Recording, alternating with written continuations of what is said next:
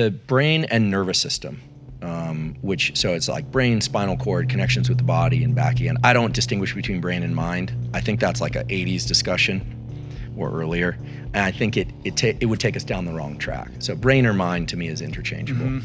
Mind-body is kind of interchangeable because the brain is connected to the body and the body's connected to the brain, right? If I pinprick my hand and it hurts, my brain registers it, where it happens. It's kind of an irrelevant discussion now. I think we really need to just appreciate that the nervous system is designed to orchestrate all the processes in the body, not just thinking and not just behavior, and really can be divided into 5 things. So there's sensation, and sensation is really bound or restricted by the receptors in the body. So receptors in the eye that perceive photons, light energy, receptors in the skin that perceive pressure, touch receptors, smell, taste, hearing, etc.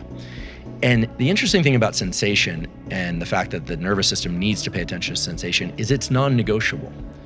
The nervous system of humans is designed to extract physical phenomenon from the universe that are non-negotiable, photons of light. I can't see in the infrared with my eyes, and I can't see ultraviolet light with my eyes, and I can't perceive that because I don't have the receptors for it.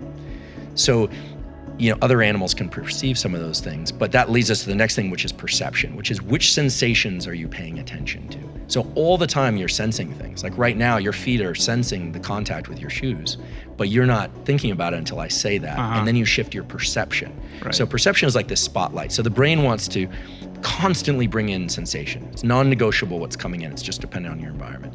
Perception is negotiable. You can control that because I just said shoes and you thought about your feet and there you are.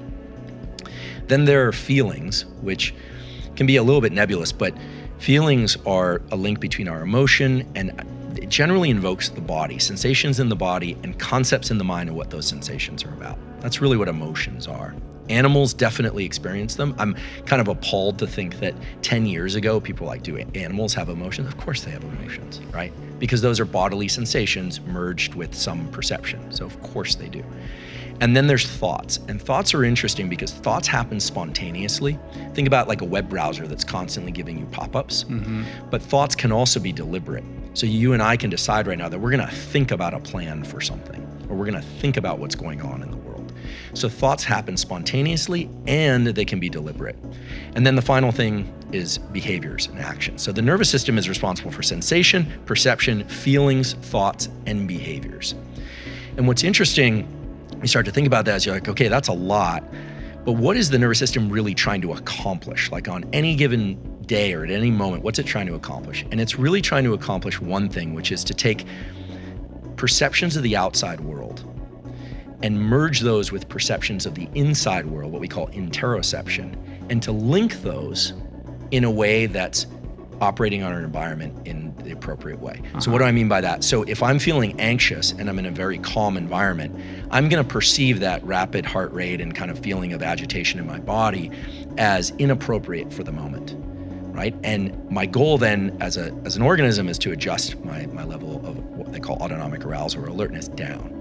If I'm at a great party or I'm at a wedding or it's a celebration or I'm at a protest or, then I might feel that my level of alertness is appropriate for my environment. So the nervous system is in this constant dynamic interaction with the outside world and trying to figure that out. One way that this can be kind of conceptualized is there's an emerging idea that's kind of interesting about impatience. So we've all had the feeling of being impatient. Some people are far more patient than others.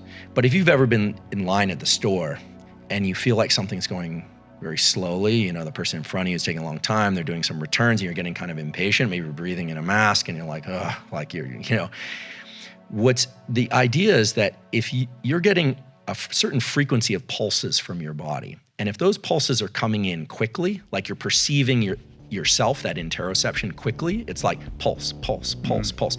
You're gonna be more geared towards your internal representation. And then you're seeing what's going on in the outside world and it seems like it's going very slowly.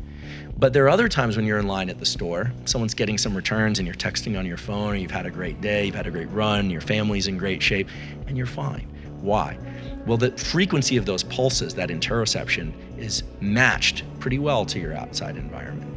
And so impatience is really when your internal sort of metronome, tick, tick, tick, tick, is not matched well to the external environment.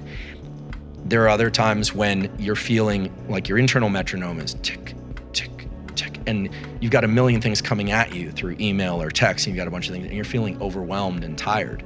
Well, in either case, there's nothing right or wrong. It's just your body and your brain are trying to say, what's going on in the outside world and how well matched am I to it?